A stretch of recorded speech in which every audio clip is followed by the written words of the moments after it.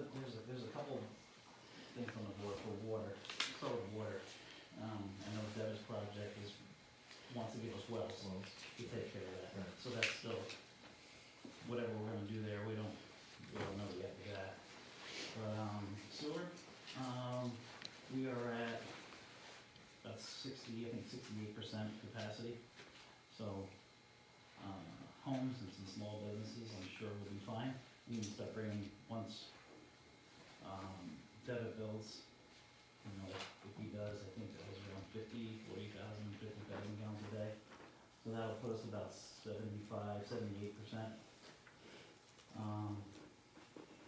But other than that, I mean, we can, right now, we can take, it's not an issue. With all those Depends projects? on how, yeah. The water, we will probably be tight on water if we don't do something.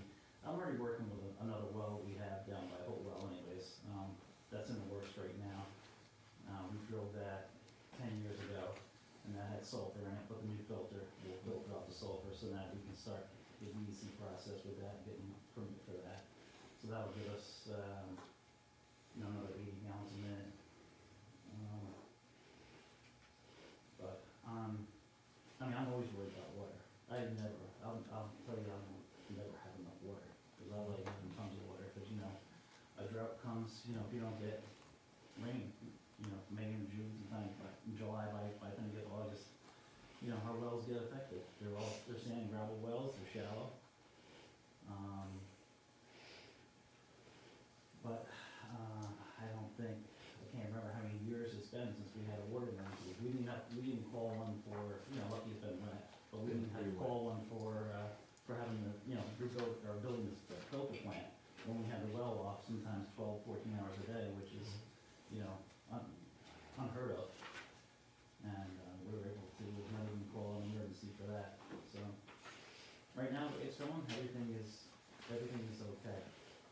Depends on if everything gets built at once, then we'll have to definitely review it.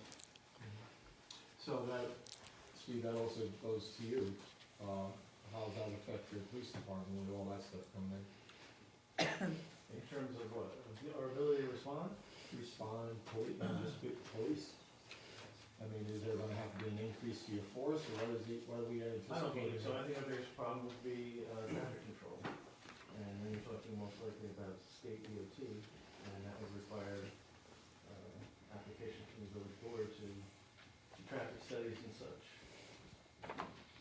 Typically, we put out 2 police officers per shift, 24/7, 365, and I don't see that we would be able to cover that with 2 officers per shift. All right, so you're anticipating with these projects here, I think there's what, 1, 2, 3, 4, 5, 6, 7 right now before the planning board, I believe, or has been through the planning board process. You don't anticipate a growth in your staff? I mean, it'd be something we'd have to play by ear. If those all occurred at the same time, it's something we'd have to look at. If it's a gradual development, we'd identify the need as it came up, and the board would have to act at that time. So, You have a statement, I mean, this is a public hearing, it's not a question and answer session. public hearings, you normally can ask questions. Usually Everyone make a understands it. statement, okay, usually make a statement. All right, then my statement is that I'm very concerned about the water, sewer, and police, when we're having all these, additional, projects before us. And, I mean, it's quite obvious to me that, something is gonna have to be done, or there's gonna have to be a plan put in place by this board as to how you're going to circumvent any type of problems that this might occur. Okay, and we'll be prepared to do that, absolutely. In the 90s, we had major growth in the village, much more than is envisioned here. Huge residential growth, 3 major developments in the 90s. Nothing compared, but this compares to that in no way, shape, or form. And we will stay ahead of it like we always have. Always gonna be concerned about water, always gonna be concerned about police coverage. And our services are second to none in the village of Montgomery, and we will stay on top of it. And I believe, Steve, also in 2008, we did design the sewer plant to expand it to 250,000 gallons, because all this was coming down, pipe, channel lane, all that. And, we don't need to expand, but now we have to do the plans over again, because it's been too long. all these plans came out at once, so we were, you know, they were good about it and let us design a plant to expand 250,000 gallons, and everything just stopped building completely. And we still have the plan with Goodwill We Village. still have the plan, we still go up it, but now DEC Which was is about gonna to be a submit couple another million plan. dollars, that's 2.5 times the village rate, too, so. Kevin, you wanna remark on this? Is this? No, I just the, wanted to point out that in section 4.3 of the master plan, it does talk about water resources. What page In is there, there? that would be page 18 in the plan. It does address the water resources. Basically, it says it's important for those wells to be protected, and any development in the vicinity of the wells carefully reviewed to ensure that the wells are not contaminated. It doesn't really get into the capacity of the well, but it does, you know, touch base on the, to make sure that the planning board looks at the water and sewer capabilities of all the projects that are in front of the planning board. Now, with this master plan, you're content with the updates, and there is a plan to have a continuation, not the master plan committee, revised master plan committee, I should say, review this yearly, semi-annually. I think that the recommendations in chapter 11, the plan implementation is pretty well laid out. It lists a lot of the immediate, short-term and long-term goals.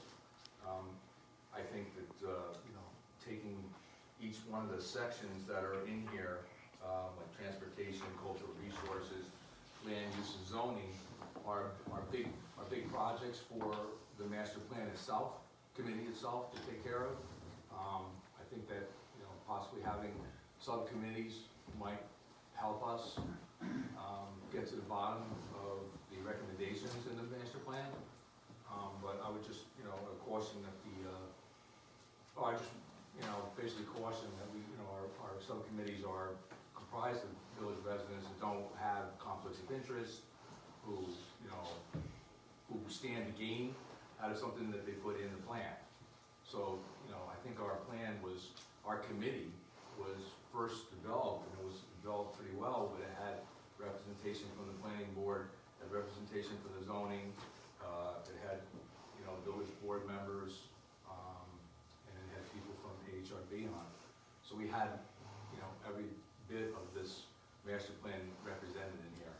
So I just, you know, if we're gonna do subcommittee, which is really a good idea, because it's just so much to Right, to with go the for. possibility of ad hoc, some other things Absolutely. too.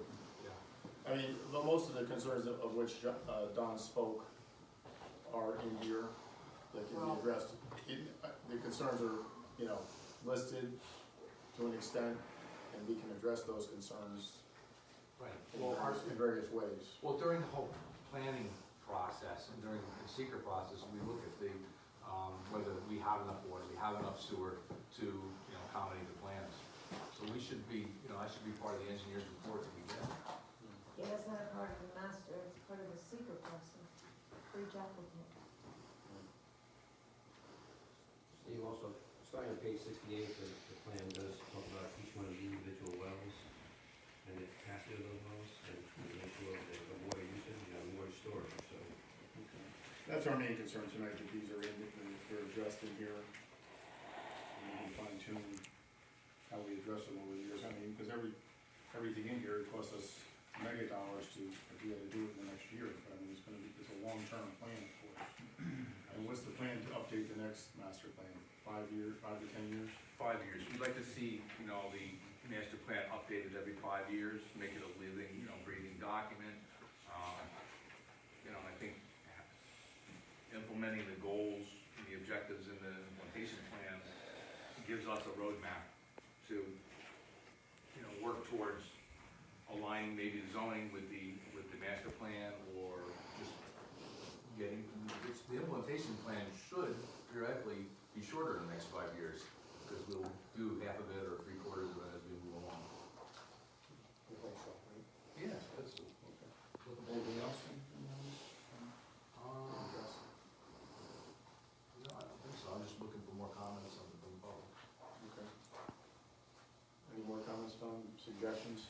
I Well, mean, your concerns are well stated.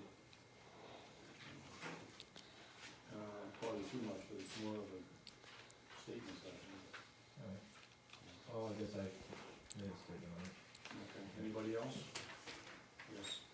I've got a concern about the traffic as well. The surrounding areas, they're gonna have increased traffic with the projects for the town now, and then the increased projects in the village itself.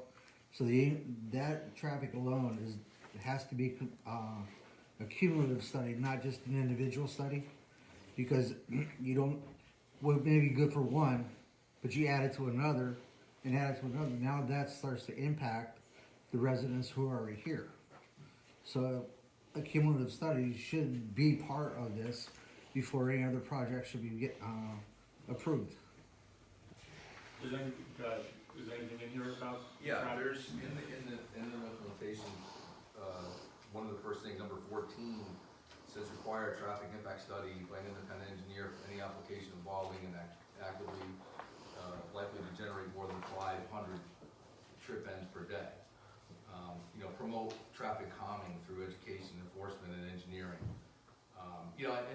And this section, what I was saying, like each subcommittee could be involved with, transportation, for instance, which I think, Mike, you're spearheading that, right? A lot of these things that we're talking about in here, would probably, help with the traffic flow. You could have some ideas that would help with the traffic patterns, the traffic flow. And the other thing too is that the traffic studies that are done for each project do incorporate a lot of different intersections cumulatively. So there's a lot of data that the transportation subcommittee could look at. From just about every single project we've ever done that requires a traffic study, that data is there. I know, but you're talking, and just on the town alone, just on 17K, and the possibility of 211, of 16 major warehouses coming in. So that in and of itself is outside of this. Well, yeah, like if you look at our village, if we look at the two warehouses down in the industrial zone on 211, Right.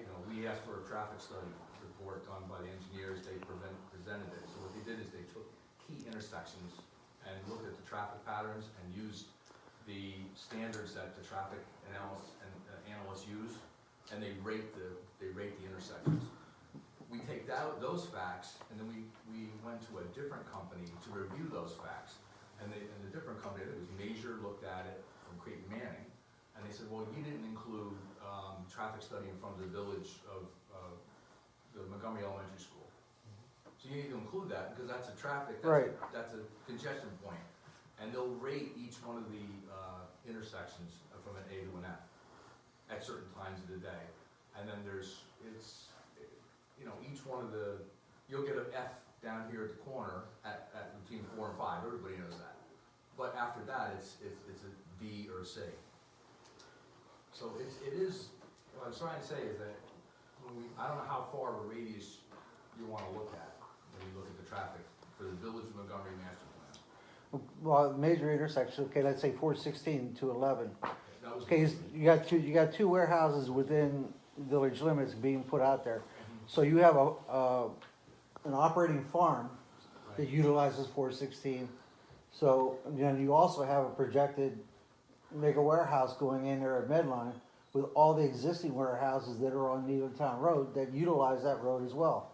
Right. So is that being taken into account or not? For the two. That's I mean, you should look at, every neighboring community access into the village as well as exit, not just within the village Within itself. the village, right, so I think that like the two industrial zone down here on 211, we did take into consideration, or the engineers did, the anticipated traffic, daily traffic from, if Medline got approved, that traffic, those analysis or those numbers, we took that into the traffic study for those two.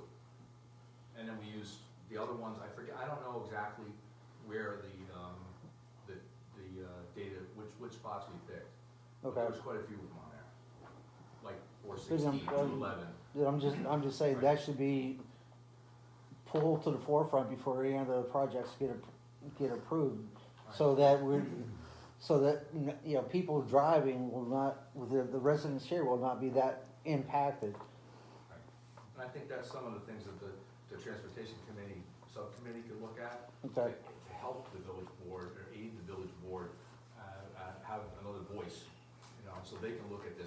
There's so much in here for 4 or 5 people to do, and it's just be better if you had bigger subcommittees, or bigger, you know, subcommittees that could just, you know, devote their time and attention to one section of this.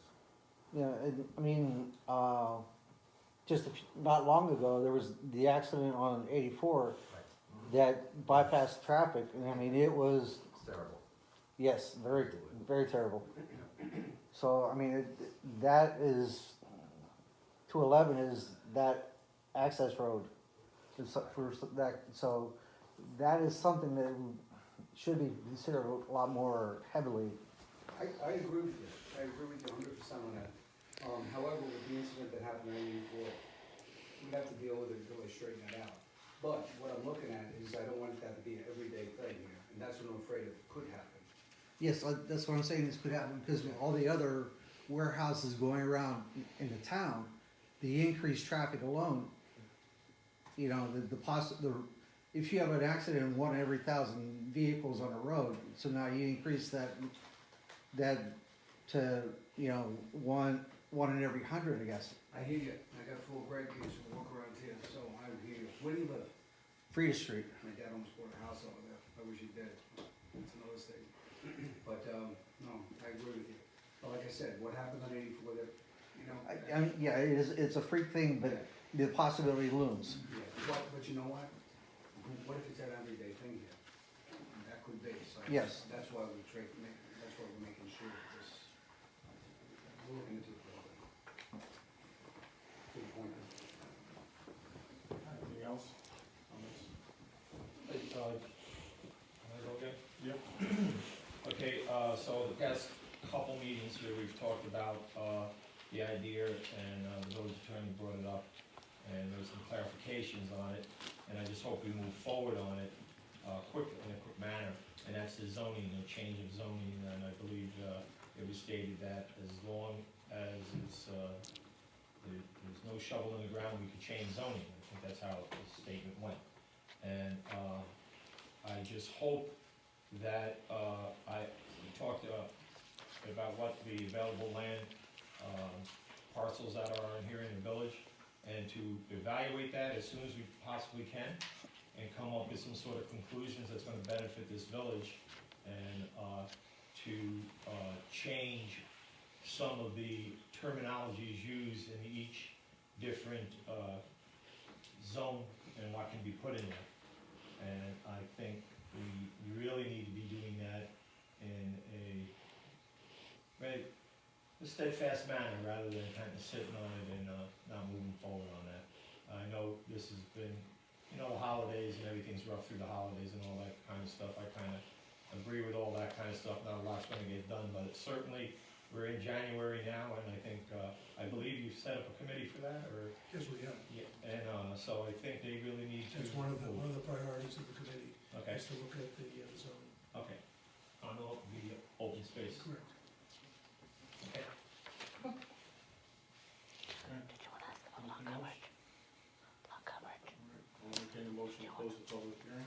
I do have one more question. Yes. Including in the terminology of the zoning, was the lot coverage language included in that? That we wanted to include all of the impervious surfaces into the amount of lot coverage? No, that wasn't specifically looked at. If you look at page 112 and the recommendations of the land use, that the runoff wasn't specifically listed as an item, but you probably could find one of the over 10 areas that would incorporate that. Okay, because I just wanted, in the definition of lot coverage, I just was concerned that all of the impervious surfaces were included in that percentage. That's That's something to consider, sure. okay. I think that's very important because you put more asphalt down. Put into this, Well, to put it into any zoning revisions. into the Yeah. building, right. So we're, okay, go ahead, I'm sorry. All of that asphalt needs to be included because you're losing all of that all of that land. That needs to be included in your percentage. Just to recharge and whatnot. Okay, we can do that, but we're pretty much ready to go with this adoption, are we not? Well, we have a couple more steps, Steve. If the board closes the hearing and there are no further changes you want to make to the document, you should refer the document to the county planning department for their input. As you know, it requires a 30-day review by them, and we would also have to decide how we're going to handle the secret part of this. Alan Sullivan had recommended that since this is an update to the previous plan, we should just reaffirm the negative declaration and finding statement that we made under the generic environmental impact statement back in 2005, six, And we would do that post-county review? post-county review, yeah. In case the county decides that they want to make some binding recommendations. We'll Right, make sure yeah, they usually we give capture everything. give a few suggestions, so it looks like you did a pretty good job, what you did with your committee. Okay, no other comments, I'll entertain a motion to close the public hearing.